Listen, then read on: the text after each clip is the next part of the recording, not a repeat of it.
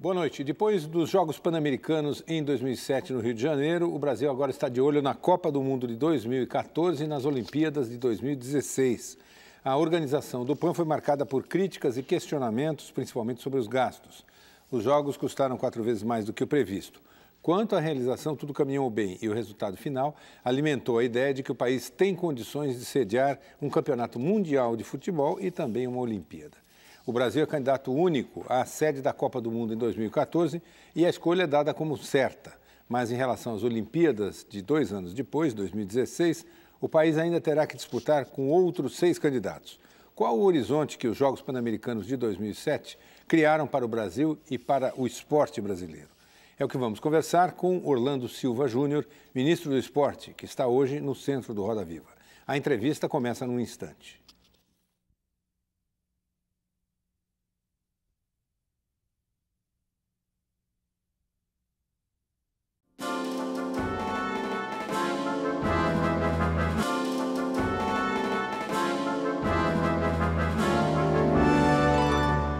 Os Jogos Pan-Americanos são considerados a segunda maior competição esportiva do mundo depois das Olimpíadas. Nessa edição de 2007, o Brasil bateu seu recorde de medalhas na história do PAN e o Rio de Janeiro viveu uma festa, uma espécie de segundo carnaval. O ministro Orlando Silva acha que o Rio se consagrou como cidade olímpica e que os Jogos criaram uma nova motivação no país em torno do esporte. Durante os 16 dias dos Jogos Pan-Americanos do Rio de Janeiro, as atenções de quem gosta de esporte tiveram como destino as quadras, pistas, piscinas e praças esportivas da cidade. Foram mais de 5.500 atletas de 42 países. O Brasil foi bem. O país teve seu melhor desempenho na história, com a conquista recorde de 161 medalhas, sendo 54 de ouro. Mas se durante a competição pouca coisa prejudicou a festa, o mesmo não aconteceu durante as obras. Os atrasos na conclusão comprometeram até a realização dos Jogos. O ministro viu de perto e o governo precisou colocar a mão no bolso para resolver a situação. O custo para a realização dos Jogos Pan-Americanos foi bem acima do R$ 1 bilhão orçado quando o projeto foi apresentado. Foram investidos no total 3 bilhões e 700 milhões de reais. Desse dinheiro, quase a metade, 1 bilhão e 800 milhões, veio dos cofres federais, principalmente para a segurança pública. A prefeitura desembolsou 1 bilhão e 400 milhões e o governo estadual outros 500 milhões.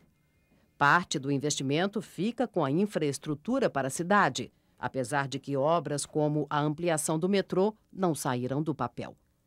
Mas a realização do PAN credenciou o Rio de Janeiro a pleitear a organização dos Jogos Olímpicos de 2016. E o futebol também pode projetar o país, e o governo já admitiu abrir os cofres novamente. Candidato único para sediar a Copa do Mundo de 2014, o Brasil precisa investir em estádios e infraestrutura para conquistar o direito de organizar o Mundial. Na esfera administrativa, o governo criou mecanismos para ampliar o investimento no esporte. A Lei de Incentivo Fiscal pretende atrair capital privado para a área. Já para ajudar os clubes de futebol com as contas, o governo anunciou a Time Mania, uma nova loteria para que os clubes de futebol possam saldar as dívidas que têm com a Previdência e criar uma nova fonte de renda. O Ministério do Esporte é comandado pelo baiano Orlando Silva Júnior. Filiado ao Partido Comunista Brasileiro, ele está no cargo desde março do ano passado.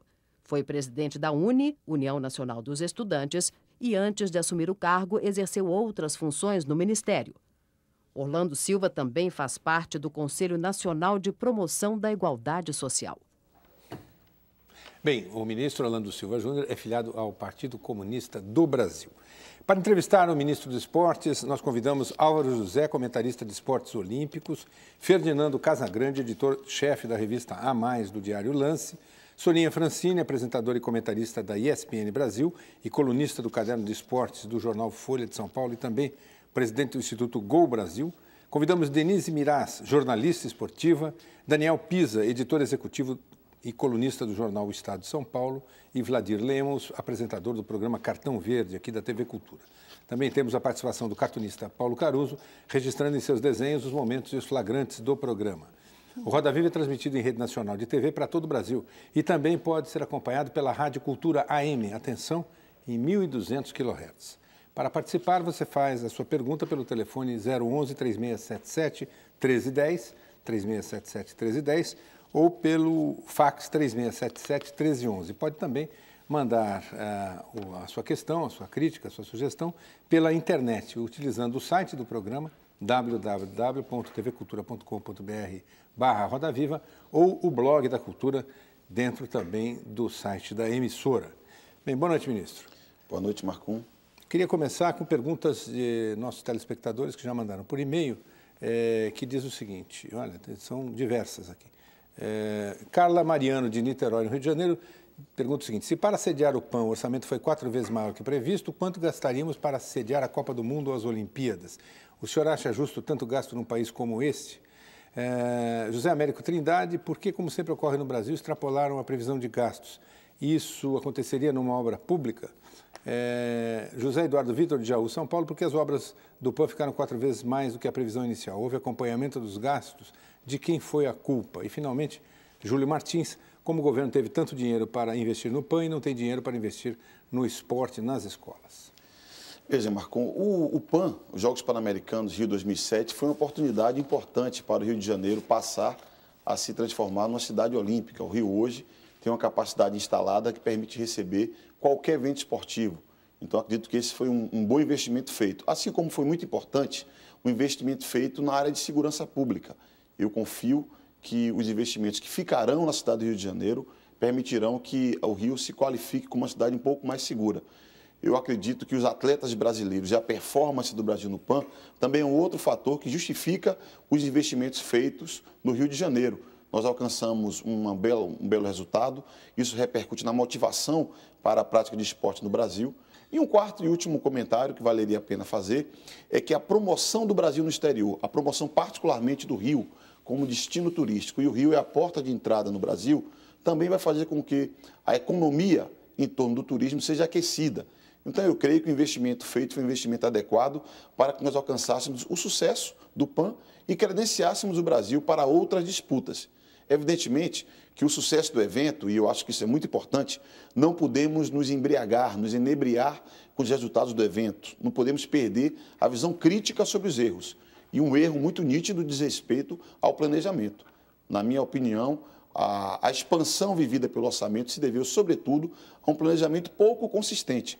Um planejamento que não foi capaz de prever todos os itens, prever a dimensão que teria esses gastos e, evidentemente, que cria um desgaste junto à opinião pública. Se passa o ano, muda o orçamento. O ano seguinte, muda mais uma vez. Mas eu acredito que isso fica como lição para o futuro e o fundamental são os resultados dos Jogos Pan-Americanos para o esporte, para os investimentos na cidade do Rio e para ativar a economia do nosso país.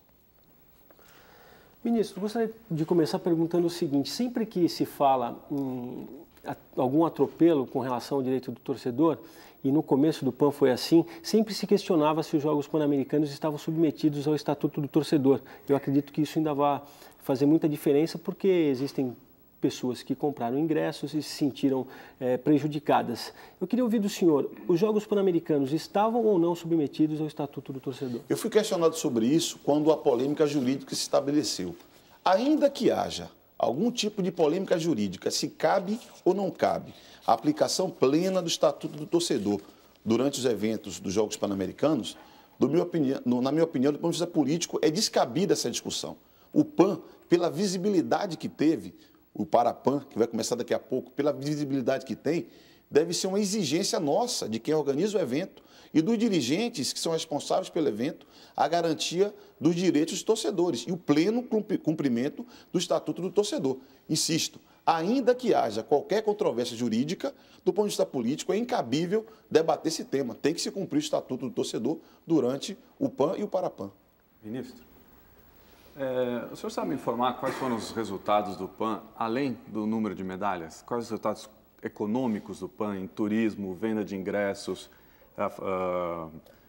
o trabalho da rede de lanchonetes que teve? Quer dizer, quanto que entrou de dinheiro para o Rio de Janeiro no PAN? E se o senhor não acha que com menos dinheiro se obteria o mesmo ou até melhor resultado? Veja, Daniel, nós fizemos um contrato com a FIA, uma fundação aqui da USP, para fazer uma avaliação do impacto econômico que teve os Jogos Pan-Americanos. Qualquer número que eu citasse aqui agora seria uma mera especulação. Já há algumas especulações, mas eu acredito que vale a pena aguardar mais uns 3 meses e termos os resultados desse estudo que a FIA vai fazer, de modo a que possamos medir o impacto que teve, sobretudo na cadeia produtiva do turismo, que é um item que vai ter uma repercussão imediata muito forte, não é? Eu acredito que os Jogos Pan-Americanos, insisto, com um planejamento feito mais preciso, e os investimentos espaçados ao longo dos anos, evidentemente, poderia haver algum tipo de economia. Porque quando você tem um prazo mais curto para entregar uma obra, um serviço, você entrega. Agora, você paga uma taxa de urgência. Então, por isso que eu reputo que, para o futuro, uma lição importantíssima que fica do PAN é planejar, espaçar no tempo os investimentos que têm que ser feitos. Até para que haja um controle maior e um acompanhamento por parte da própria sociedade. Dá para ter pensado nisso antes? O senhor mesmo já trabalhava no Ministério. Por que não foi pensado antes? Eu não tenho a menor dúvida que nós poderíamos ter antecipado uma série de investimentos. Agora, o que estava projetado, para você ter uma ideia, não foram poucas as modalidades em que o projeto foi refeito mais de uma vez, 2, 3 vezes. E quando nós assumimos a responsabilidade de fazer o PAN, fizemos uma exigência. Qual é a avaliação da Federação Internacional daquela modalidade e exigimos que a Federação fizesse a chancela do projeto executivo.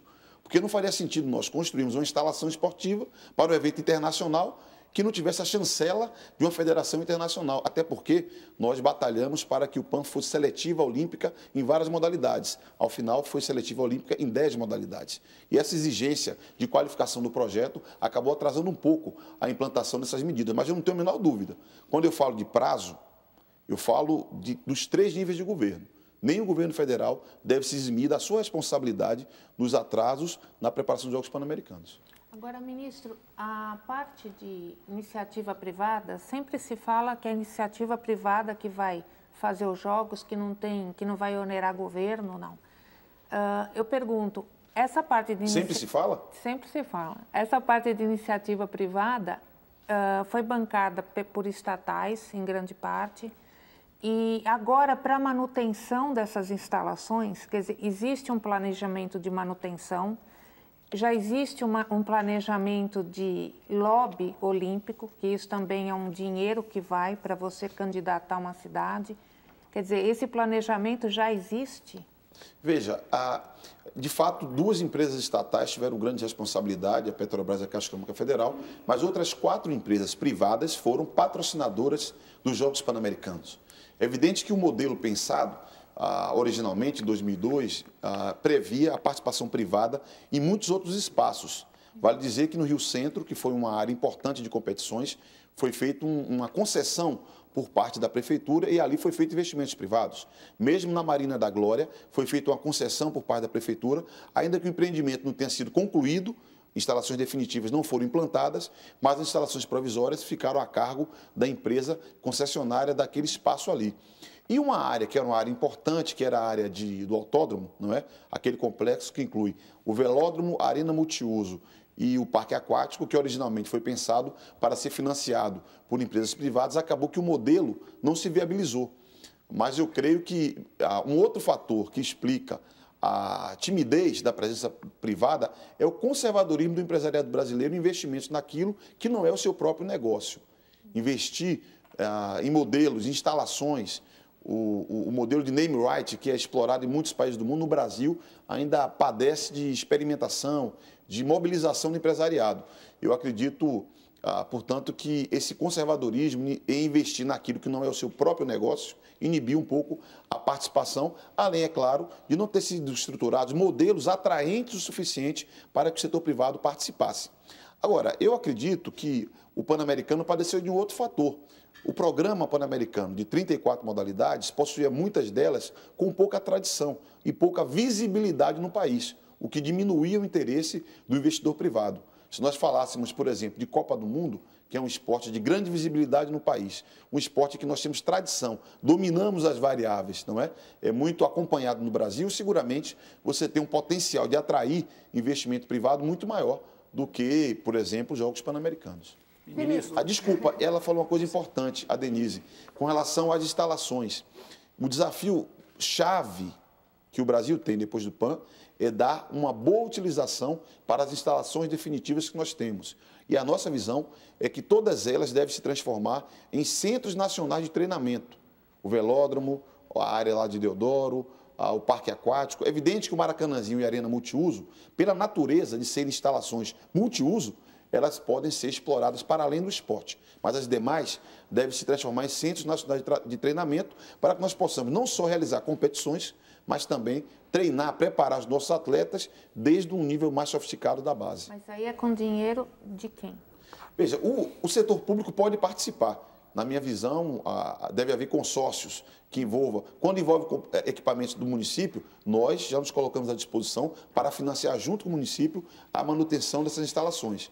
Se é o espaço do Estado, nós topamos participar. Agora, na nossa visão, a lei de incentivo ao esporte, que deve ser um tema de debate aqui nosso, vai abrir uma oportunidade para atrair investimento privado, inclusive na manutenção desses espaços. Ministro, uma das alegações para o estouro do orçamento é que, na verdade, em vez de decidiu-se no meio do caminho, em vez de investir numa estrutura só para o Pan-Americano, já investir na candidatura olímpica do Rio de Janeiro. Quer dizer, algumas dimensões deveriam ser maiores. Agora, uma candidatura olímpica em si custa muito caro.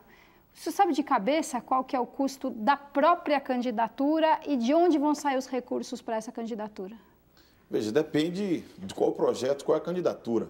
Há quem fale em 30 milhões de dólares para sustentar uma candidatura. Quem fala em 30 milhões de dólares? Para uma candidatura olímpica. Veja, Soninha, nós decidimos, e já falamos isso ao Comitê Olímpico Brasileiro, que nós precisamos sentar juntos. A cidade do Rio de Janeiro, o Estado do Rio de Janeiro, o governo federal e o Comitê Olímpico Brasileiro para avaliarmos os Jogos Pan-Americanos e discutirmos sobre a candidatura Rio 2016. O ponto de partida para nós é definir, na hipótese de sediarmos uma Olimpíada, quem paga o quê, quem faz o quê, quando. Fixar uma matriz de responsabilidade é básico, porque nós não vamos aceitar ficar refém de quem quer que seja. Na medida que o Brasil conquista a candidatura para realizar os Jogos, o governo federal, por exemplo, ele tem a obrigação de garantir os Jogos. No limite, é o nome do país que está em jogo. Se nos Jogos Pan-Americanos nós alcançamos a realização pelo meio, agora nós temos condição de debater desde o seu início e fixar bases em que solidariamente possamos estabelecer quem faz o quê, quem paga o quê, inclusive financiamento. E, na minha opinião, uma candidatura olímpica brasileira poderia trazer uma inovação, que é dar mais peso à sociedade brasileira. Por que não no comitê da organização dos Jogos, mesmo da candidatura, termos empresários, termos representantes da sociedade civil? Na minha opinião, isso é fundamental, porque se você tem a sociedade junto, aí os governos vão ter que sustentar muito mais e melhores as suas posições e não vão atribuir a disputa política, a guerra política, até porque vai ter um acompanhamento da sociedade. Então, eu acredito que o mesmo financiamento de uma candidatura, que pode ter participação pública, pode ter participação privada, já que o setor privado é um grande interessado na realização de um evento desse no nosso país, e eu apostaria numa candidatura olímpica com uma presença mais forte da sociedade, de modo a que a transparência do processo surja desde o início. Ministro, e com relação a esses contrastes que nós acompanhamos no PAN, por exemplo, quem teve já em Jogos Olímpicos, nunca se fez uma abertura num estádio do tamanho do Maracanã. Em compensação... Mas ficou bonita a abertura, não ficou? Mas em compensação nós nunca tivemos um estádio de beisebol como esse. Como realmente suplantar esses problemas e os problemas do beisebol, que foram realmente significativos e não são para nós, mas são para todas as Américas, onde o esporte é tão importante e que realmente atrapalharam muito o desenvolvimento do PAN com relação ao exterior. Você está sendo generoso, porque o beisebol e o softball, que depois as meninas foram competir, e essas instalações, de fato, foram... As condições eram as piores possíveis, não é verdade? Eu fiquei particularmente triste, porque você tem os Estados Unidos, o México, Nicarágua, Panamá, Venezuela, Cuba, países que têm grande tradição no beisebol. Se você observa nos mundiais, nos Jogos Olímpicos, o beisebol, a principal disputa se dá no nosso continente. Então, eu acredito que essa foi a nota dissonante. Mas eu prefiro, Álvaro, considerar que se o beisebol foi uma instalação precária, que foi a nota dissonante, a nota triste do Pan-Americano, mas nós tivemos, e a marca do PAN foi o Maracanã novinho, Maracanãzinho espetacular, Arena Multiuso, Parque Aquático Maria Lenk, o Complexo Deodoro. A marca do PAN foram instalações funcionais, funcionando perfeitamente bem, com excelente qualidade, por isso que chamou tanto a atenção a situação do beisebol. Eu acredito que essa seguramente foi a principal falha na realização dos Jogos Pan-Americanos. Eu lembro, só 2 países fizeram colados, Olimpíada e Copa do Mundo. Alemanha em 72, 74, México 68, 70. Os Estados Unidos, 94, 96. Mas Estados Unidos é uma outra economia, né? Aí, no caso, a própria cidade. Mas com relação exatamente à Copa do Mundo e custo, só um estádio, isso eu atentei demais, por isso que eu acabei já emendando essa pergunta, o estádio do Allianz Arena, que vários daqui já estiveram lá, custou 1 bilhão e 400 milhões de euros. Como se pensar em 4, 5 financiamento privado. Praças esportivas assim? Financiamento privado. Veja, eu acredito que é possível atrair investidores privados para a construção e reformas de arenas, dos estádios onde os jogos vão acontecer. Eu creio que, inclusive, vários investidores já nos procuraram, apresentaram seus interesses, estruturaram planos de negócio. Há empresas no Brasil e no exterior interessadas nisto. Agora, é importante que se diga que uma Copa do Mundo não se faz apenas em estádios. É preciso ter sistema de transporte, telecomunicações, não é verdade? Temos que fazer na Copa do Mundo uma oportunidade para investir no Brasil. A expansão do metrô do Rio está para sair até hoje. E a Copa do Mundo é uma oportunidade para nós qualificarmos muitas cidades. O plano do metrô do Rio é mais um exemplo de planejamento local. Até certa feita um repórter me perguntou, mas veja, não é disputa política do governo federal com o governo do Estado? Eu falei, não. Em São Paulo, por exemplo, o governo do Estado é de um partido que é diferente do partido do presidente da República. Mas o metrô está crescendo e há participação de órgãos federais, porque isso é uma necessidade da cidade. Então não há disputa política naquilo que atende ao interesse da cidade.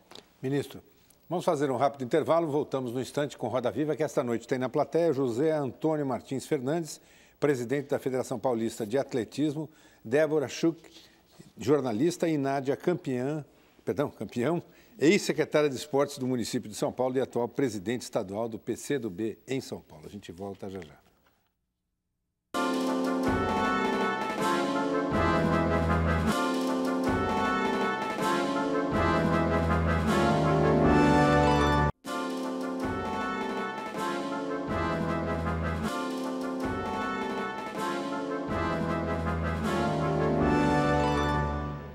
Hoje o Roda Viva entrevista Orlando Silva, ministro do Esporte, que agora começa a trabalhar com a nova lei de incentivo ao esporte, regulamentada pelo presidente Lula sexta-feira passada. Essa lei permite que patrocínios e doações para a realização de projetos esportivos sejam descontados do imposto de renda. O projeto prevê patrocínios e doações em projetos esportivos ou atletas com dedução no imposto de renda. Durante a elaboração da lei de incentivo, houve uma disputa entre os meios artístico e esportivo. Atores e diretores saíram em defesa da classe, temendo que, com um novo incentivo, empresas deixassem de investir em cultura para financiar atletas e esportes. Resolvido o impasse, o receio apontado por analistas é que as empresas invistam apenas em esportes que garantam um retorno publicitário ou em atletas consagrados. Este ano, o governo destinou um orçamento superior a R$1 bilhão para a pasta do esporte, principalmente por conta dos Jogos Pan-Americanos. Mas a verba é destinada também para investimentos, visando não apenas resultados e medalhas. O Ministério tem, entre outras funções, a finalidade de colaborar para a inclusão social, bem-estar físico, promoção da saúde e desenvolvimento intelectual e humano e assegurar o exercício da cidadania. Uma das ações da pasta comandada por Orlando Silva é oferecer condições adequadas para a prática esportiva e educacional de qualidade.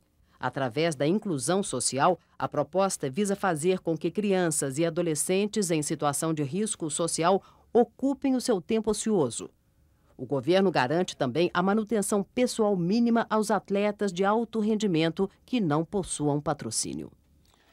Ministro, como é que você responde a essa questão? Quer dizer, como evitar a concentração nos esportes de mais interesse do público? E mais do que isso, não é uma contradição em relação ao que o partido do presidente Lula sempre pregou, que era a ideia do Estado ter uma ação afirmativa e não deixar ao sabor do mercado, que no fim das contas o patrocínio pode representar?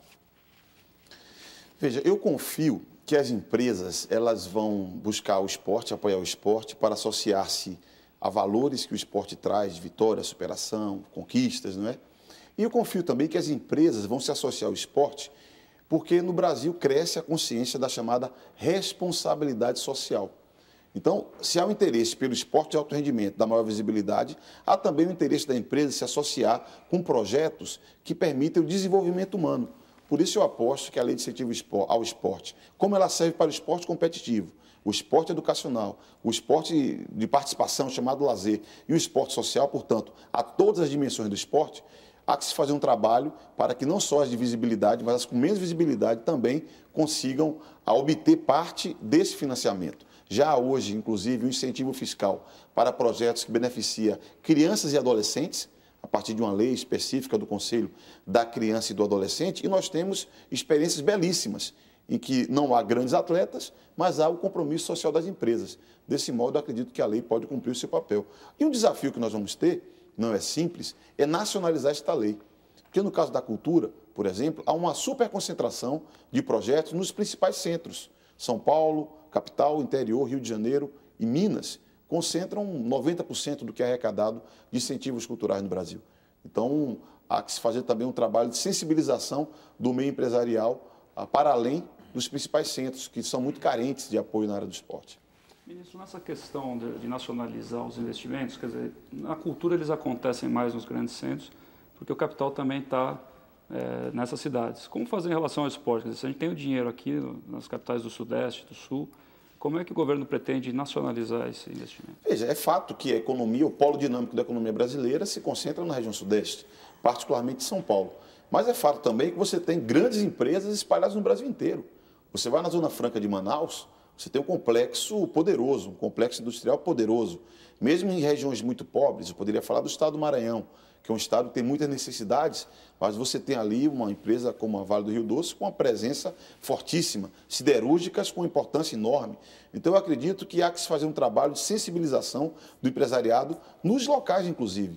E no Brasil tem uma necessidade de qualificação de gestores. Muitas vezes, um gestor sequer sabe como ativar uma possibilidade de patrocínio. E nós apostamos nisso, em qualificar, em capacitar gestores públicos e privados para que eles também atuem para ativar incentivos como este permitido pela Lei de Incentivo Fiscal.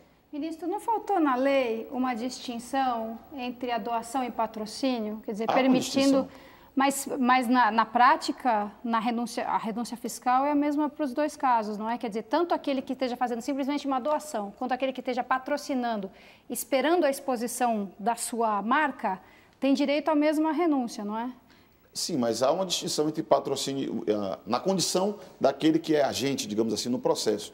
Eu acredito que tão importante quanto o patrocínio é a doação, e veja, aquele que doa, por vezes... sem um interesse de retorno de imagem, porque tem meios, portanto, para fazer uma mera doação, ele dá uma contribuição importante, e aquele que patrocina vê nessa ação, subordina essa ação a um retorno de imagem, por vezes, pelas condições que exige o seu negócio, a disputa de mercado. Então, eu creio que são alternativas. Mas a renúncia fiscal não tinha que ser diferenciada para um caso ou para o outro? Quer dizer, para o doador, como no caso da cultura, para o doador ou para aquele que investe, por exemplo, na cultura, a gente tem a distinção. Se você investe num musical tipo Broadway, você tem direito a uma porcentagem de renúncia. Se você investe na edição de um livro de arte, todo o valor investido... Claro, mas isso, no final, o processo de debate no Congresso enriqueceu o projeto de lei. E o processo de debate definiu que a regulamentação estabeleceria percentuais diferentes de dedução. Não será 100% para todos, que é para justamente impedir esse tipo de distorção. Você tem razão, mas agora compreendi. Mas o processo do Congresso Nacional, quando foi aprovado no Senado, foi aprovada uma emenda que permitia o seguinte, um projeto social esportivo, digamos assim, que não haveria um interesse comercial, poderia ter dedução de 100%.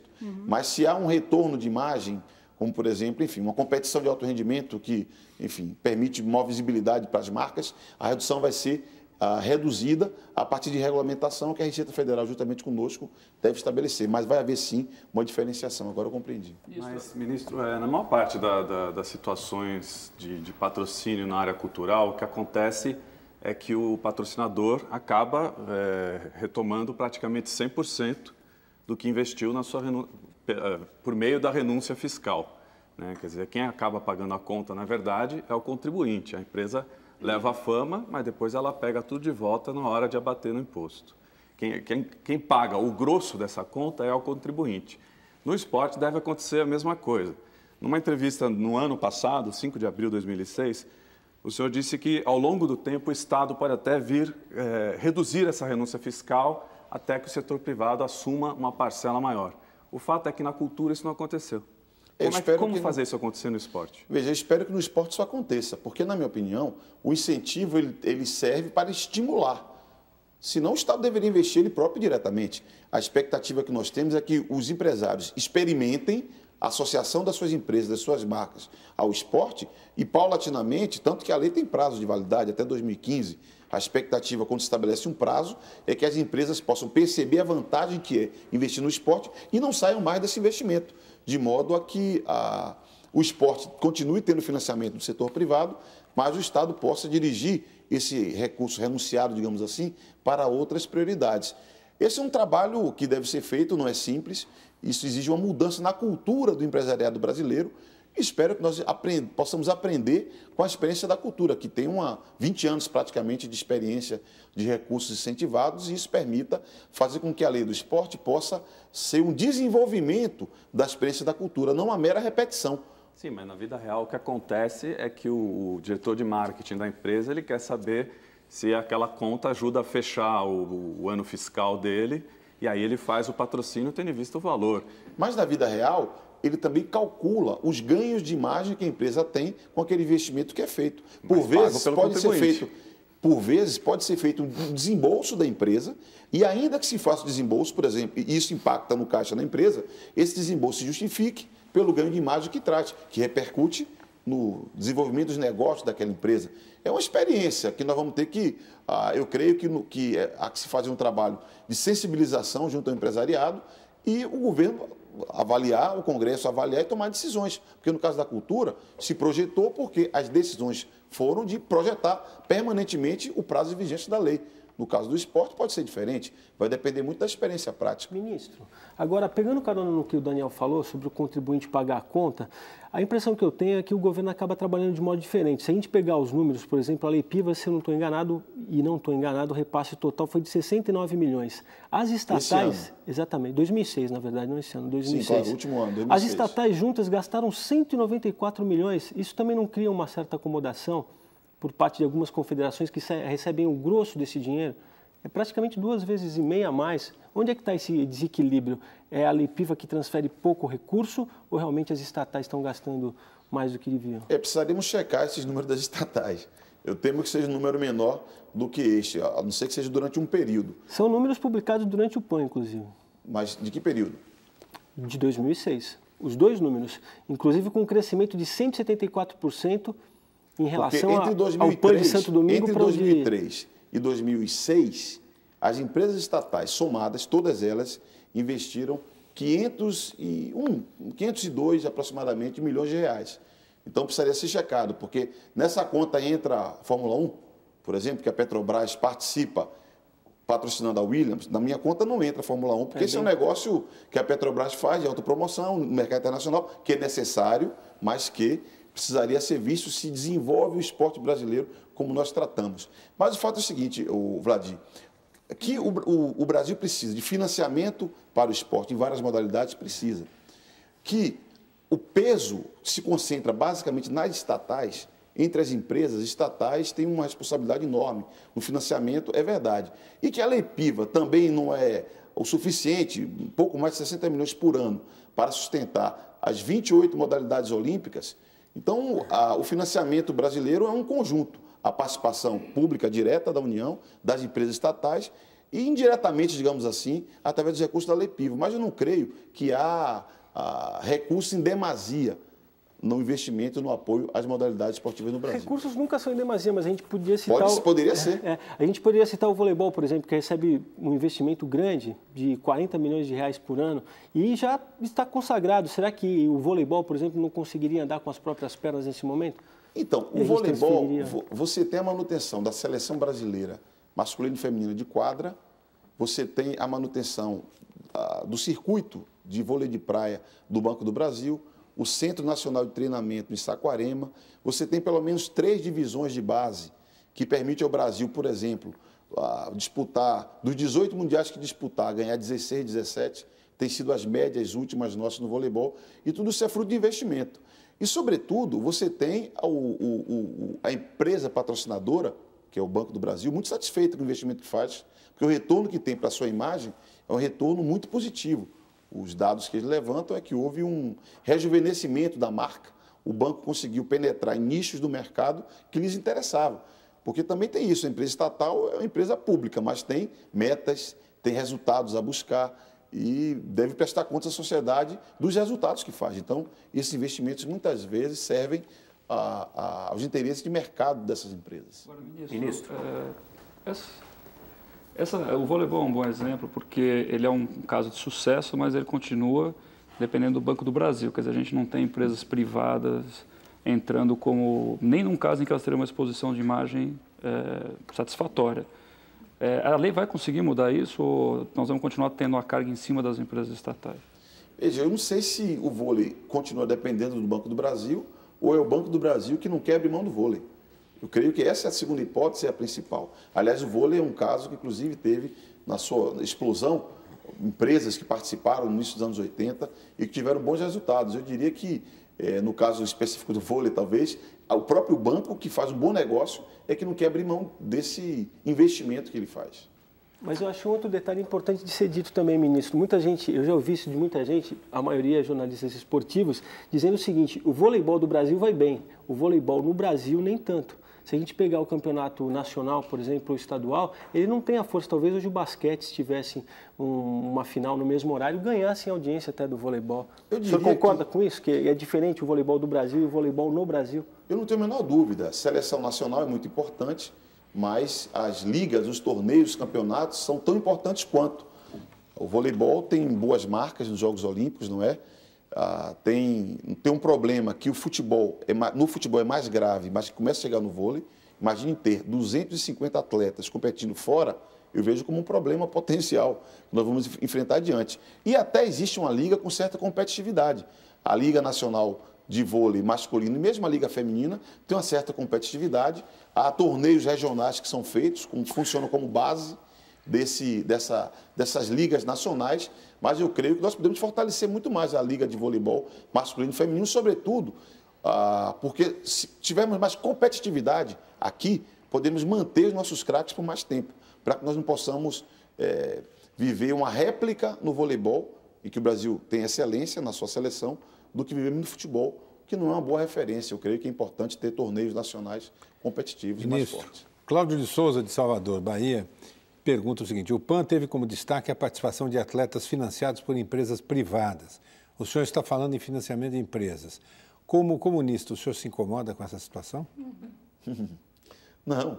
O Estado, eu acredito, um projeto que o meu partido, o PCdoB, defende, é que o Estado tem um protagonismo importante no desenvolvimento da economia.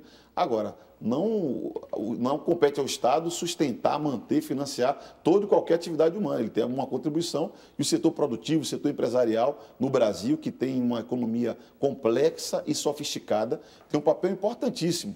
E eu fico feliz de que algumas empresas participam de financiamento no atletismo. Por exemplo, nós temos um importante número de atletas que são patrocinados por empresas privadas, mas ainda é muito pouco. Temos que mobilizar muito mais o empresariado no Brasil. Ministro, com relação exatamente aos patrocínios e às leis, foi colocado aqui, nós temos aí o estado da arte, atletismo, natação e principalmente o vôlei. É o primeiro mundo do nosso esporte. E nos Jogos Pan-Americanos a gente sentiu também esse contraste, quer dizer, a última medalha de ouro conquistada pelo Flávio Sareta, um esportista profissional, mas a primeira pelo Diogo Silva, que a confederação dele não consegue fazer, a Confederação do Taekwondo não tem aquela capacitação para fazer o recebimento da lei e o repasse. Como é que vão ficar esses atletas agora na sequência para a sua preparação olímpica, se nós lembrarmos que o Diogo, ele mesmo, caso específico, foi 4º colocado na Olimpíada de Atenas, quer dizer, um 4º colocado numa Olimpíada que fez um protesto lá e quase faz outro protesto aqui. Não está na hora de amparar esse tipo de atleta? Eu não tenho a menor dúvida e creio que a capacitação dos gestores, insisto, nas confederações, federações e dos governos, é muito importante até para se utilizar as possibilidades. O caso do Diogo, para mim, é um caso clássico. O Diogo, inclusive, me agrada a firmeza com que ele se posiciona. Eu sou daqueles que acreditam que os atletas deveriam se posicionar mais, até porque eles são agentes importantíssimos da vida esportiva brasileira.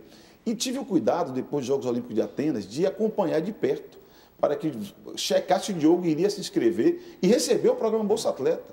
Até porque ele teve um resultado muito interessante. O Diogo passou a receber esse benefício, não é? Que é um programa do governo federal, depois, por problemas burocráticos, formais, acabou sendo interrompido. O que nós temos que fazer, Álvaro, é ampliar essa, digamos assim, rede de atendimento para os nossos atletas. Mas, ministro, o atleta é uma coisa, mas e a confederação, quando ela não presta conta devida, e aí o atleta não pode receber? Não poderia ser criado um mecanismo? Ninguém vai discutir o basquete, o vôlei, mas são duas coisas diferentes. Eu estou falando do Diogo Silva, porque, por exemplo, o Bolsa Atleta, que é um programa do Ministério do Esporte, de 2007 para 2008, nós vamos dobrar o orçamento. Dobrando o orçamento, nós teremos condição de acolher uma série de atletas brasileiros que, inclusive, tiveram bons resultados no PAN e que não têm patrocínio. E que, provavelmente, no curtíssimo prazo, não terão patrocínio. Então, é uma forma de você atender parte desses atletas. E a outra questão que envolve as confederações, não tem jeito. É insistir na preparação desses dirigentes, porque eu acredito que o Brasil, se tem um tema, um desafio que nós temos, diz respeito à qualidade da gestão. Com certeza. Nós temos dirigentes ainda que precisam de mais apoio, de mais suporte, de mais informação, até para poder planejar mais o trabalho das suas confederações, agora com a lei de incentivo, para poder ativar esse mecanismo e assim fortalecer o nosso esporte. Porque a lei Agnello-Piva, chamada, ela foi muito importante, mas ela apoia as confederações. Se você observa, as confederações hoje estão mais estruturadas, saíram da mala dos carros dos dirigentes, digamos assim. Mas as federações nos estados estão muito desamparadas. Então, o desafio que nós temos é que fazer com que a lei de incentivo chegue no estado, porque quase nada chega no apoio às federações e ao esporte nos estados. Ministro, a propósito, a ex-jogadora de basquete Paula tem uma pergunta para o senhor sobre o projeto Bolsa Atleta do governo. Vamos acompanhar. Olá, ministro. A minha pergunta é a seguinte. Depois dessa euforia toda, né, sabemos aí que o Brasil vai ter uma competição dificílima no próximo ano, que são as Olimpíadas, que a realidade aí é outra. Queria que você dissesse um pouquinho sobre o programa que o Ministério tem, que é o Bolsa Atleta, que beneficia atletas que não têm patrocínio. Foram 82 atletas que participaram do Pan-Americano no Rio de Janeiro, que tinham este apoio e foram conquistadas 19 medalhas. E a gente sabe que no Brasil o produto final, que é o atleta, às vezes ainda não tem o apoio necessário. Exemplo do Diogo Silva, a primeira medalha do Brasil nesses Jogos Pan-Americanos, no Taekwondo, o menino dizia que recebia R$600 por mês, teve que pegar o dinheiro do próprio bolso para sua preparação para os Jogos Pan-Americanos. De que forma vocês pretendem ampliar essa ajuda e se vão haver mudanças nesse programa Bolsa Atleta do governo? Veja, Paula, aliás, o Bolsa Atleta também é parte do esforço da Paula, que colaborou com o governo durante um período. Veja, Paula, a decisão é o que eu comentei há pouco, é dobrar o orçamento do Bolsa Atleta. Nós temos Mas isso significa ampliar o número de atletas e não necessariamente o valor da Bolsa? Significa ampliar o número de atletas. Hoje, com os recursos disponíveis, nós atendemos a metade dos atletas que se habilitam. Porque quem pode participar do Bolsa Atleta? Um atleta que consegue o primeiro, segundo ou terceiro lugares nos jogos escolares, nos jogos universitários, em competições nacionais, internacionais e olímpicas. Então, são os 3 primeiros de cada modalidade, a variação do valor da Bolsa pelo nível desses atletas. E o que nós medimos nos últimos 3 anos é que o financiamento disponível era suficiente para pagar metade.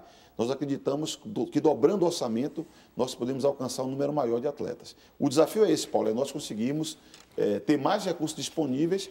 É um programa esse interessante, porque tem um prazo largo de inscrição, tem critérios públicos, os critérios de seleção são de domínio público. Eu acredito que, aliás, é uma boa referência. Seleção pública e transparência nos critérios definidos para a escolha dos beneficiados. Bem, nós vamos para mais um rápido intervalo e já voltamos com o Roda Viva, que é acompanhado na plateia por Ana Cristina Peta, atriz, Luiz Fernando Balieiro, diretor superintendente da Federação Paulista de Tênis, Francisco de Carvalho Filho, presidente da Federação Paulista de Judô, e Arialdo Boscolo, presidente da Confederação Brasileira de Clubes e membro do Conselho Nacional de Esportes. A gente volta já já.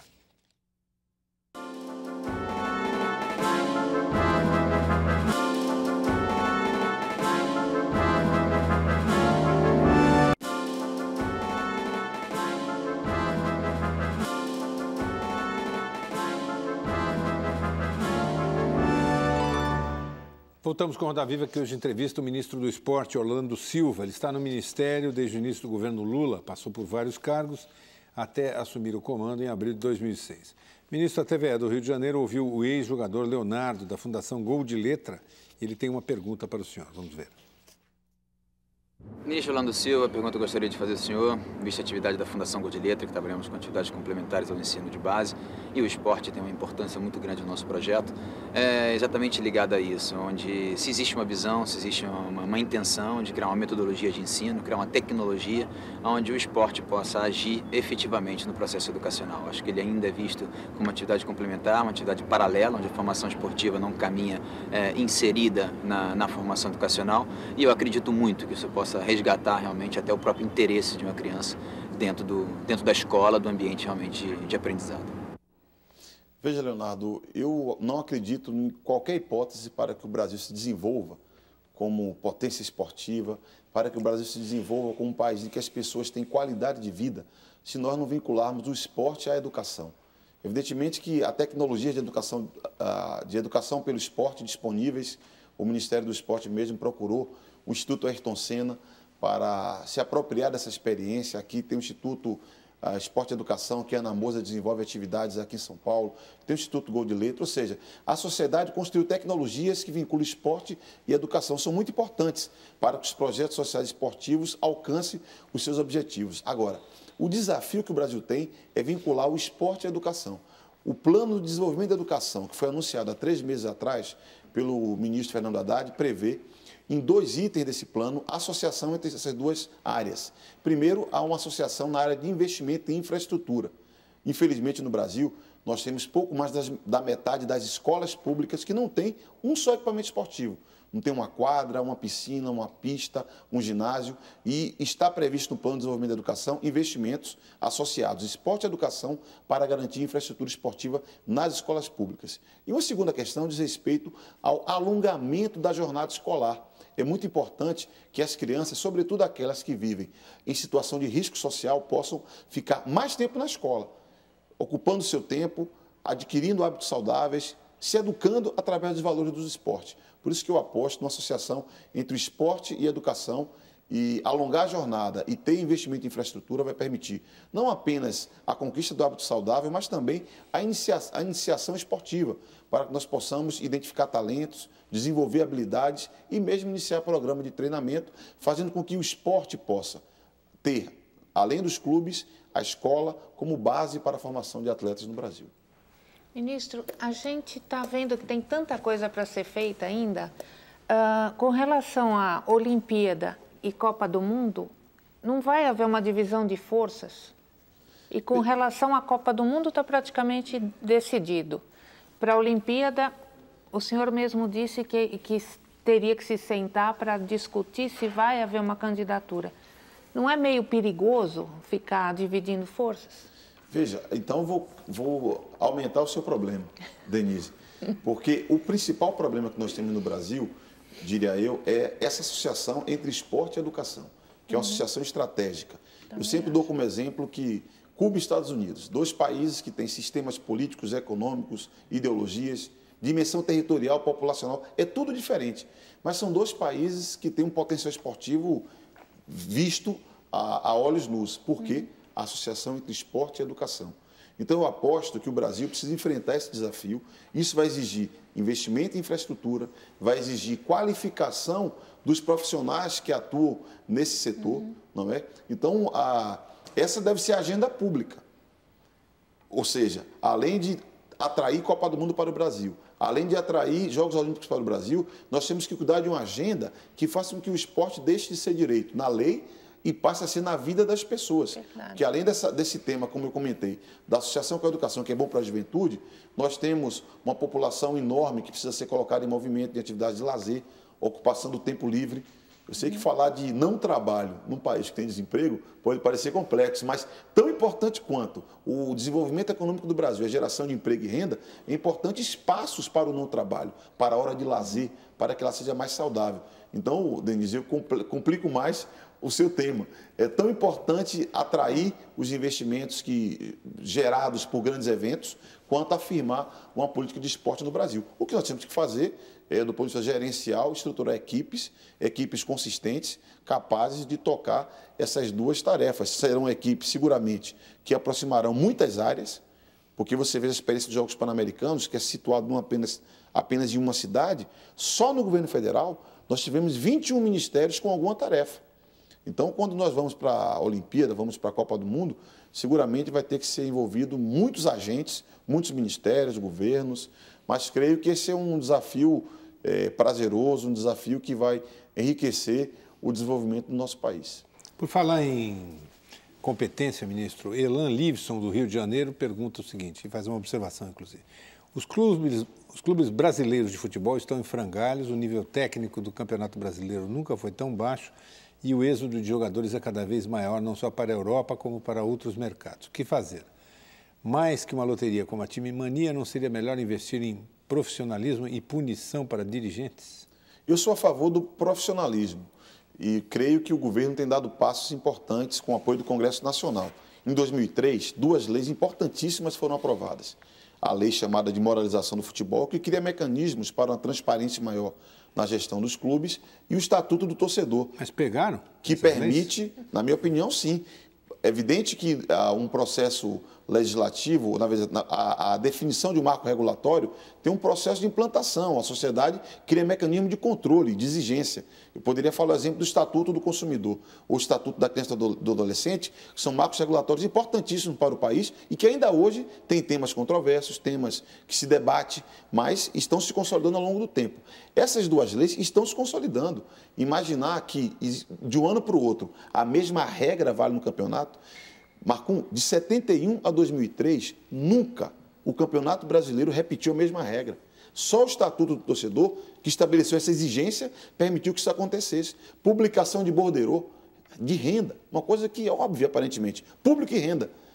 Nós estamos consolidando esse tipo de questão. Então, o debate sobre violência nos estádios, direitos dos torcedores, é um tema que ganhou espaço a partir dessas leis. A Time Mania serve para o realinhamento fiscal dos clubes, a estruturação da dívida desses clubes. É um marco zero, é uma oportunidade que os clubes brasileiros vão ter para se reorganizar. E nós temos no Congresso Nacional um projeto de lei que nós falamos assim, valorização e proteção do clube formador, que estabelece o que é um clube formador, estabelece responsabilidades, reconhece direitos para esses clubes e permite, inclusive, medidas que estimulam o ressarcimento do investimento que o clube faz no atleta. Agora, eu não tenho a menor dúvida que, tão importante quanto foi a lei de moralização, o Estatuto do Torcedor, a Time Mania está agora em fase de regulamentação. E vai ser a aprovação desse projeto que valorize e apoie o clube formador, será a modernização na gestão dos nossos clubes. Eu não acredito em obrigar clubes a se transformar em empresas, como foi o modelo tentado, teve idas e vindas nessa tentativa. Mas eu acredito que é possível fazer um pacto pela modernização da gestão do futebol brasileiro. Por isso que na Time Mania, que foi aprovada agora, uma medida que induz o clube a se transformar numa sociedade empresarial, que pode permitir uma gestão mais moderna do futebol brasileiro. Obrigar não funciona, mas nós podemos experimentar e demonstrar ao futebol do Brasil que uma gestão empresarial é necessária quando você gere um negócio. Porque o futebol tem uma dimensão de negócio e essa parte tem que ser gerida, na minha opinião, profissionalmente, empresarialmente. Ministro, agora, se a gente for pensar, não era mais coerente que a gente fizesse os nossos dirigentes cumprirem essa lição de casa primeiro para depois beneficiá-los com uma Copa do Mundo? Você acha que uma Copa do Mundo, nesse momento, de certa forma, acaba sendo um brinde a mais? E essa questão da time mania é um tanto quanto complicada. Como é que vai ficar a questão da confissão das dívidas? Os clubes aceitaram isso? Todos terão que confessar as suas dívidas. Mas está em aberto. Não está em aberto. A lei foi aprovada e estabelece que a regra, todos os clubes vão reconhecer as suas dívidas. O que existe, um questionamento por parte dos clubes, alguns dos quais já sei que vão fazer o questionamento na justiça de itens desta lei, porque o São Paulo, por exemplo, fala, ministro, eu reconheço a minha dívida, só que tem 30 milhões da minha dívida que eu estou contestando judicialmente. Eu quero reivindicar o direito de manter essa contestação. A lei não permite isso, então a lei resolveu. Agora, o São Paulo, se acha que isso viola o interesse dele, vai na justiça discutir se a lei é ou não é constitucional. Mas o critério está estabelecido. Copa do Mundo é diferente da gestão do futebol brasileiro. Eu vejo assim. Claro que a Copa do Mundo é um evento do futebol, é um evento enorme, fundamental, uma oportunidade de investimento no Brasil, promove o Brasil no mundo. Agora, com Copa do Mundo ou sem Copa do Mundo, um desafio que nós temos é fortalecer a economia do nosso futebol. E a economia do nosso futebol não vai ser fortalecida se não houver uma mudança na gestão dos nossos clubes. Eu apoio, eu observo que muitos clubes têm evoluído. Falei de uma pouco agora da dívida. São Paulo é um exemplo de um clube que tem uma gestão diferenciada. Poderia falar de outros clubes que têm uma gestão mais profissionalizada, com mais planejamento, com mais transparência. E creio que ou os clubes brasileiros vão enfrentar esse desafio e se profissionalizarem, ou poderão sucumbir diante do mercado global cada vez mais forte e que cria muita dificuldade para que eles possam sobreviver com atitude amadora. Esse é um problema de sobrevivência para os clubes. Mas esses clubes, durante anos, ou na verdade décadas, acumularam essas dívidas monstruosas que eles têm. E agora vem o governo, cria uma loteria, ou seja, dinheiro do contribuinte mais uma vez, que vai beneficiar o abatimento dessas dívidas que os clubes têm, né, em troca da renda que essa loteria vai gerar. Isso não é premiar a incompetência de décadas e dar a esses clubes uma forma de sair com as mesmas pessoas que estão lá, com as mesmas pessoas que criaram esses caixas 2, todas essas caixas pretas que existem nos clubes e deixar que eles continuem lá?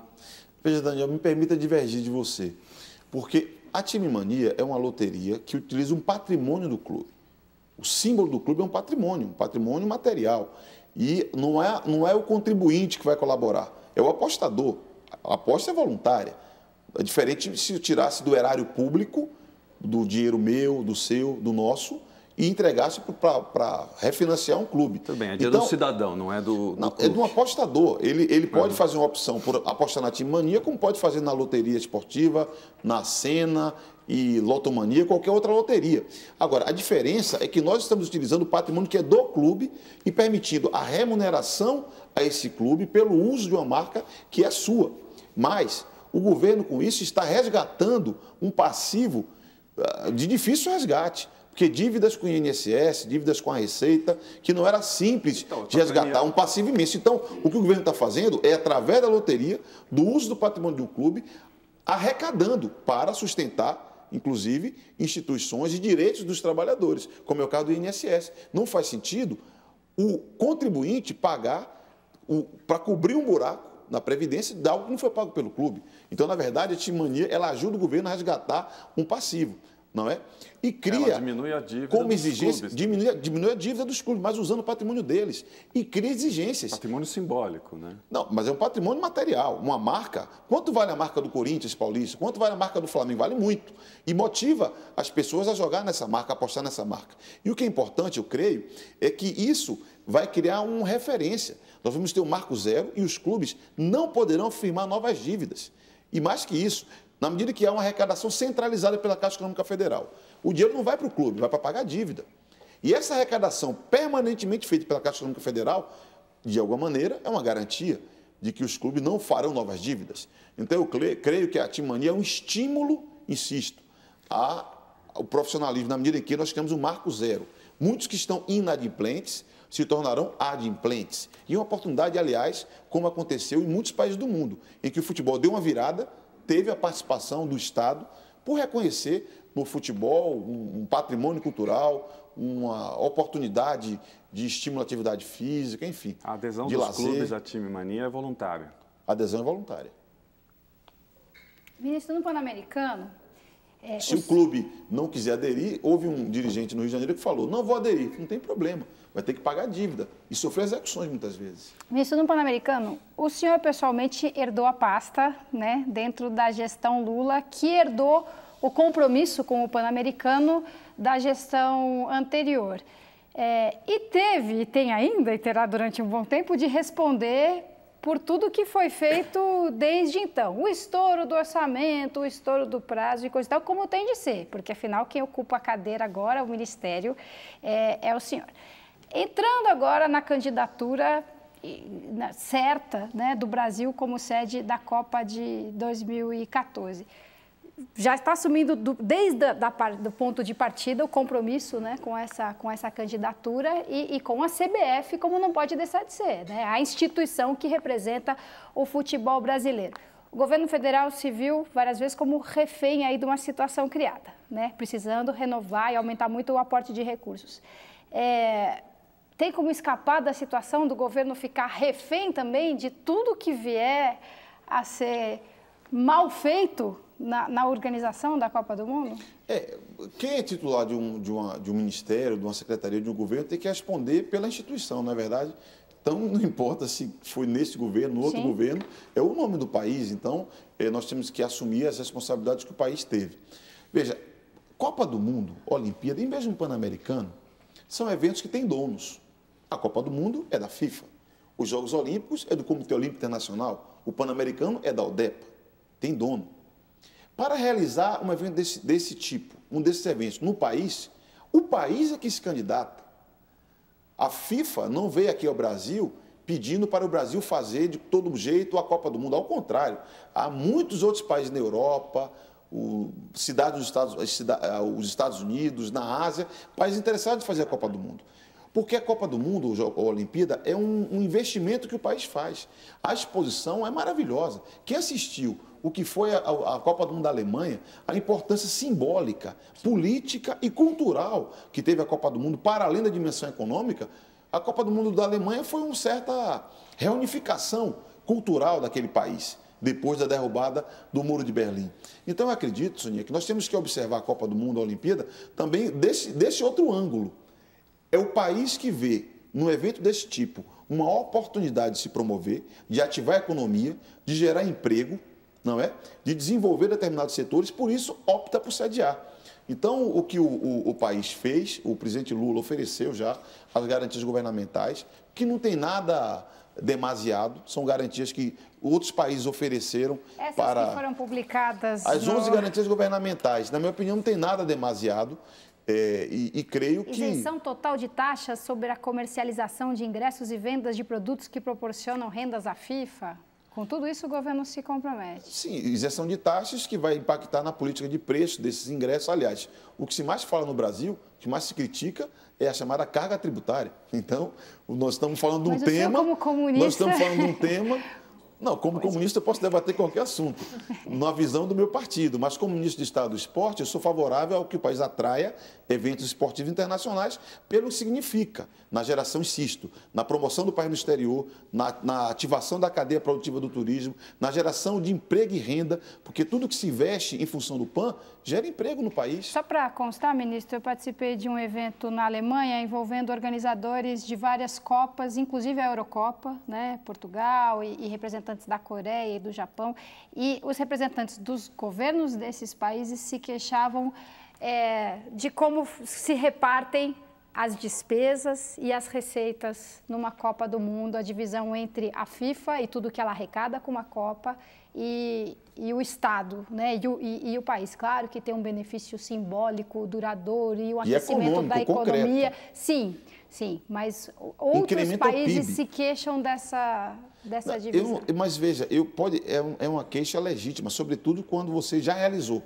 que é diferente. O Brasil realizou em 50, era outra Copa do Mundo e era outro Brasil. Sobretudo, quando você já realizou, você ganha mais autoridade para fazer a crítica do processo, a crítica do procedimento. Mas eu insisto, a opção de fazer a Copa do Mundo é do país, não é uma exigência da FIFA. Sim. Aí, o que nós colocamos na balança são os fatores favoráveis e os desfavoráveis. A impressão que nós temos é que o Brasil ganha mais que perde realizando um evento dessa magnitude no país. Ministro, o senhor disse há pouco que o Brasil não pretende, o governo não pretende entrar com participação na construção das arenas, mas tem uma parte de infraestrutura que precisa ser feita.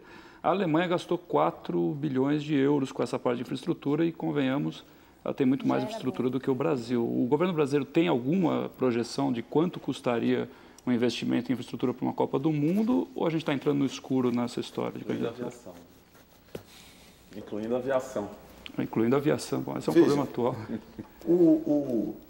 O Brasil, hoje, desenvolve e implanta um programa chamado Plano de Aceleração do Crescimento, que é um programa que o governo federal estruturou, que realiza em parceria com cidades, com estados, há uma mobilização, inclusive, de investimento privado, investimento estatais, sobretudo da Petrobras. E esse é um tema que tem tudo a ver com o futuro do país. Nesse plano de aceleração do crescimento, tem investimento em portos, em aeroportos, em rodovias, não é? Em malha ferroviária. Tudo isso ajuda nesse esforço, porque são essas cidades que estão recebendo esse investimento do PAC é que estarão mais qualificadas, ou melhor qualificadas, para receber um evento da Copa do Mundo. Investimento de saneamento, questões ambientais que são também muito importantes no mundo de hoje. Então, eu acredito, e você, Fernando, falou algo que é muito importante, eu insisto, Copa do Mundo não acontece apenas em arenas, não é?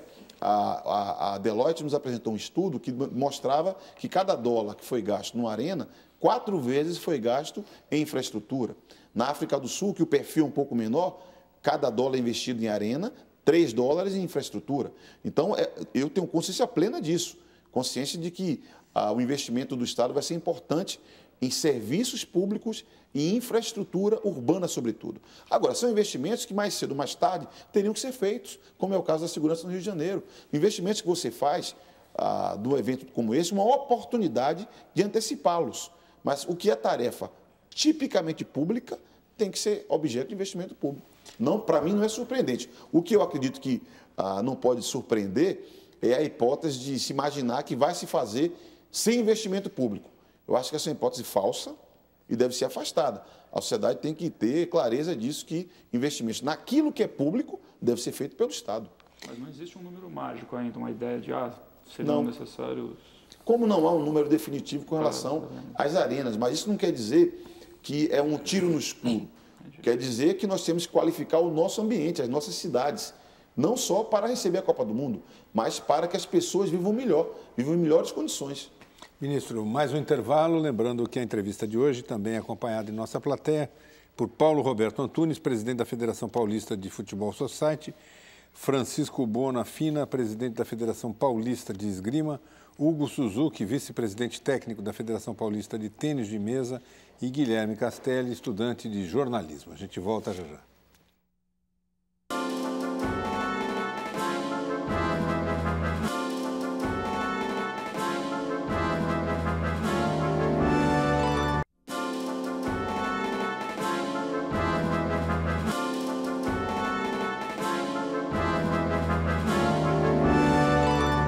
Roda Viva entrevista esta noite o ministro do Esporte, Orlando Silva.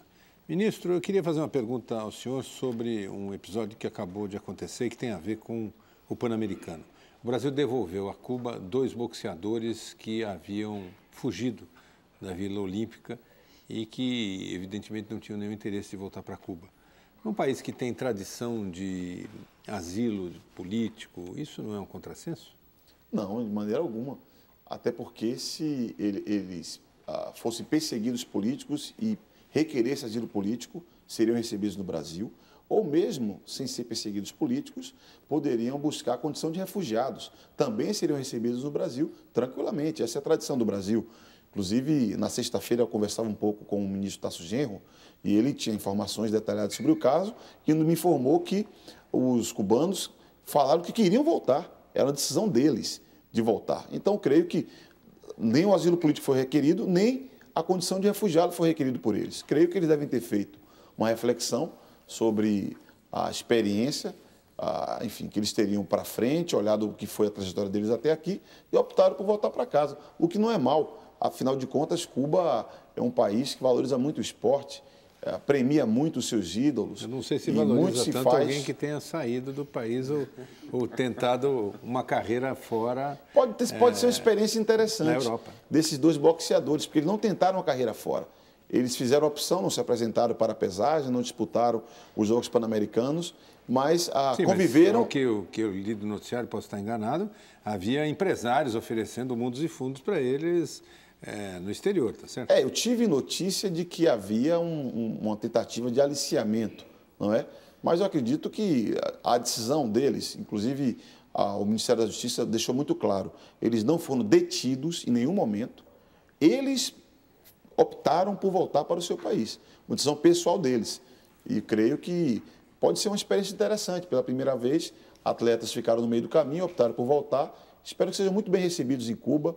Espero que sejam recebidos como aqueles que refletiram e perceberam que o que o Estado cubano faz pelo seu povo é algo fantástico, oferecendo saúde, educação, esporte para todos. Eu confio que serão bem recebidos em Cuba. Ministro, queria dar prosseguimento à nossa conversa. Eu confesso que o que eu vejo com mais relutância nessa disposição do governo de sediar a Copa do Mundo é a aproximação que a gente tem visto nos últimos tempos entre o governo e a CBF.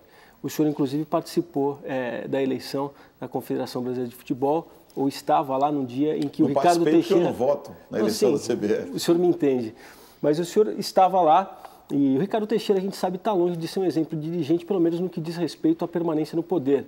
Concluída essa reeleição dele, vai poder passar 26 anos à frente da Confederação Brasileira. Queria entender por que era tão importante a sua presença lá. Era uma sinalização do governo de realmente fechar a questão com relação à Copa de 2014? Ali, naquela Assembleia da CBF, estavam presentes os clubes, os principais clubes do Brasil.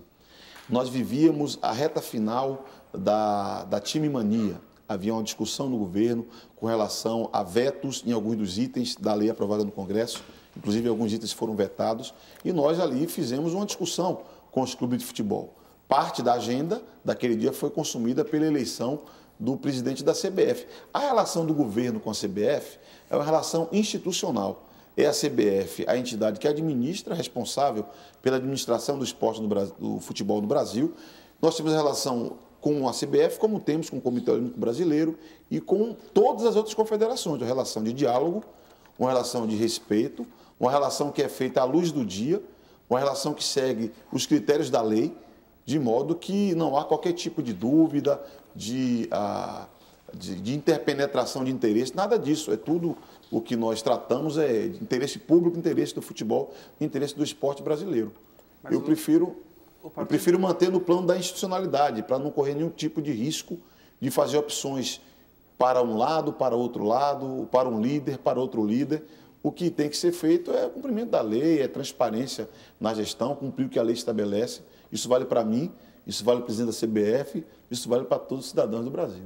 Mas o partido do senhor, o PCdoB, foi um dos integrantes da CPI, da CPF, que revelou muitos problemas lá, de falta de transparência em gestão. O Ricardo Teixeira, o dirigente, está sendo investigado e processado por várias suspeitas de crimes, inclusive de lavagem fiscal e tudo mais. Como é que o cidadão pode confiar que o dinheiro, essa fábula que vai para uma Copa do Mundo sediada no Brasil, seja gerida pela CBF? O meu partido, o PCdoB, e um líder importante do meu partido, Aldo Rebelo, teve um papel importantíssimo nas CPIs que o Congresso Nacional fez em torno do esporte, em torno do futebol. Creio que foi feito um inventário, uma série de temas que foi encaminhado para quem de direito, Justiça, Ministério Público, já que o Parlamento tem um limite na abordagem de determinadas questões. Inclusive, muito do que foi debatido nessa CPI serviram para que os governos ajustassem suas políticas e para que o Congresso aprovasse leis. Então, eu creio que houve um saldo importante e houve a participação do Aldo Rebelo com muito destaque. Né? O esporte brasileiro agradece o trabalho que o Aldo Rebelo fez no Congresso Nacional. Agora, é importante dizer também que não tem ninguém que vai receber bilhões e bilhões para a Copa do Mundo no Brasil. Insisto, o governo só pode investir naquilo que é função do governo. É segurança pública, é estrada, é aeroporto, é serviço público. Esse de recurso vai ser utilizado mediante seleção pública de projetos. Licitação, tem lei no Brasil. Nós vamos cumprir a lei para fazer os investimentos. Isso vale para o governo federal, vale para o Estado, vale para o município. O setor privado vai fazer os seus investimentos e ninguém coloca dinheiro onde vai correr risco. O investidor privado vai investir e vai se cercar de garantias de que seus interesses serão respeitados. Porque também se criam certas fantasias, que fulano e beltrano será o comandante do orçamento trilionário para a Copa do Mundo do Brasil. Isso não existe. O governo tem regra para gastar. E o investidor privado, que não é bobo, segue os seus critérios, segue os seus interesses e tudo vai acontecer, eu creio que com muita transparência. Mas o senhor não vai negar que a CBF é uma grande beneficiária desse negócio Copa do Mundo. Imagina a licitação da venda de ingresso, por exemplo. Venda de camisas. A gente teve problemas agora no Pan-Americano. O futebol brasileiro será o grande beneficiado com a Copa do Mundo no Brasil. Se a CBF é administradora do futebol, evidentemente que uma Copa no Brasil fortalece a CBF, fortalece o futebol brasileiro. Mesmo produtos são propriedades. Há toda uma discussão de patrocínio, de marketing, que envolve os produtos, que envolve as propriedades. Tudo isso está no contrato. Então, eu creio que, no caso, enfim, de Copa do Mundo, assim como qualquer outro evento, PAN, Olimpíada, ou Campeonato Brasileiro, de qualquer modalidade, há que se ter nitidamente definido com essas regras, com essas propriedades, quem são os detentores dessas propriedades, não é? De modo a que não haja qualquer tipo de dúvida. No caso dos ingressos, a própria FIFA tem aprendido, não é? Não foi apenas uma ou outra Copa do Mundo que houve problema na venda de ingressos e a FIFA tomou medidas para sofisticar e inibir esse tipo de problema. Infelizmente, no PAN, aconteceu problema na venda de ingressos. Infelizmente, porque se um torcedor for penalizado no evento como o PAN, é lamentável, porque 0 torcedor tinha que ser penalizado.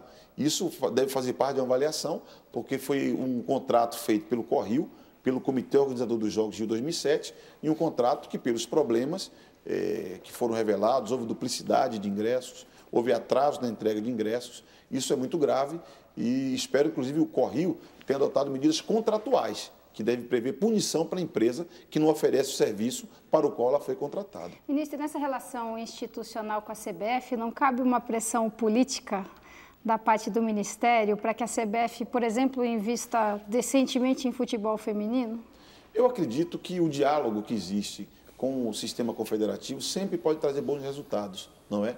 Mesmo essa questão da gestão do futebol, eu acredito que a CBF pode dar uma contribuição, motivar mais os nossos dirigentes, os nossos clubes, para ter uma gestão profissional, para ter mais planejamento.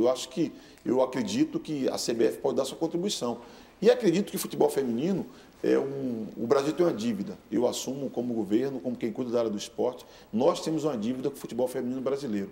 Ainda hoje, aqui em São Paulo, eu tive a oportunidade de fazer uma conversa mais cedo sobre 2 hipóteses. Uma hipótese, primeiro, de nós fazermos o campeonato sub-15 e sub-17, porque nós também temos que motivar um pouco a base do futebol feminino. São Paulo pode fazer isto porque, bem ou mal, São Paulo já tem um campeonato paulista de futebol feminino. E fiz uma série de conversas, de encontros, para tentar estruturar, para 2008, evidentemente, um torneio que aí vamos conversar com a própria CBF, com clubes que já investem, porque alguns clubes, eu poderia falar do moleque travesso aqui, o Juventus, investe permanentemente no futebol feminino. E há outros assim, o Saad e outros clubes. Eu creio que nós temos que enfrentar esse desafio de estruturar minimamente o campeonato brasileiro para reunir alguns clubes e, sobretudo, apoiar a base. Fica sempre aquele debate se, no caso do futebol feminino, o modelo americano seria interessante, que lá a escola e a universidade é o espaço, sobretudo, para a prática do futebol feminino, não é? E nas escolas as meninas jogam muito futebol, nas quadras, não é? Mas há que se ter torneios para que elas possam continuar competindo. Ministro, nosso tempo está acabando. Eu até notei porque é que o senhor, entre os convidados aqui, nós temos hoje um representante da Federação de Esgrima, porque o senhor esgrima muito bem. Mas a pergunta final é de Marcelo Cerqueira, do Rio de Janeiro, que pergunta o seguinte: o clube do senhor está em qual divisão do futebol brasileiro? Esporte Clube Vitória, fundado em 1899, era um clube de cricket e é um dos mais tradicionais clubes de futebol do Brasil, da Bahia. Está na 2ª divisão, está em 7º lugar no dia de hoje, disputando ali cabeça a cabeça, vai subir para a 1ª divisão no final do ano, confio eu. e espero estar em Tóquio em 2010 na disputa do Mundial Interclubes. Ministro, muito obrigado pela sua entrevista, obrigado aos nossos entrevistadores, a você que está em casa, e nós estaremos na próxima segunda-feira, 10h40 da noite, aqui em mais um Roda Viva. Uma ótima semana e até segunda.